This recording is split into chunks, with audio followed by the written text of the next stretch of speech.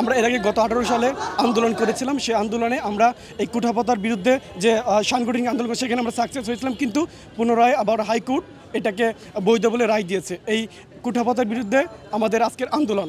আমাদের দাবিটা হচ্ছে বাংলাদেশে যে মুক্তিযোদ্ধা, আমি মনে করি যে একজন মুক্তিযোদ্ধার বাংলাদেশে অবশ্যই অবদান আছে। সে সর্বোচ্চ সম্মানের প্রার্থী বাংলাদেশে।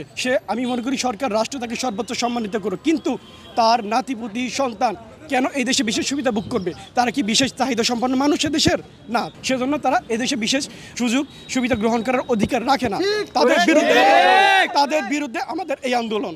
সো মুক্তিযোদ্ধা সহ অন্যান্য যত কোটা আছে সকল কিছু অবৈধ ঘোষণা করতে হবে। বাংলাদেশে এই কোটা প্রথা কোনোভাবেই থাকতে পারে না। এটা একটা বৈষম্য সারা বাংলাদেশি শিক্ষার্থীদের জন্য। এই জন্য আমরা ছাত্র সমাজ নেমেছি আন্দোলনে। আমরা কোটা প্রথার কবর না দিয়ে আমরা রাস্তা থেকে যে আমরা রাজপথে সমাধান হবে। কিছু কিছু ক্যাম্পাসে পরীক্ষা থাকার কারণে তারা এখন ক্যাম্পাসে আছে, যার কারণে আন্দোলনটা সংগঠিত হচ্ছে না। ঢাকা বিশ্ববিদ্যালয় 30 তারিখ পর্যন্ত আলটিমেটাম দিয়েছে। তাদের সাথে আমরা একত্রতা ঘোষণা করে আমরা 30 তারিখ পর্যন্ত আলটিমেটাম দিচ্ছি। এর ভিতরে যদি সমাধান না হয়, ছাত্র আন্দোলন কাকে বলে ইতিহাসে সর্বশ্রেষ্ঠ ছাত্র আন্দোলন তখন দেখতে পারবে এই জাতি।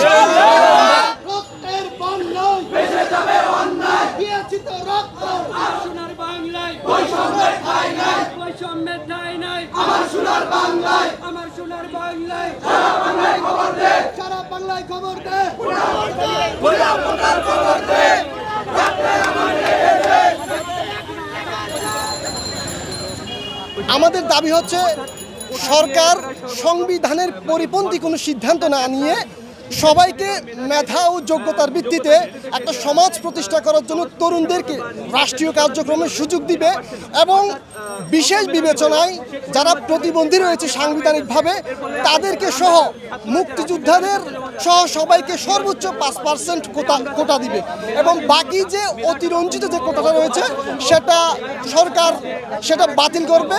যারা মেধাবী শিক্ষার্থী তারা কিন্তু তাদের যোগ্যতার ভিত্তিতে চাকরি পাচ্ছে না।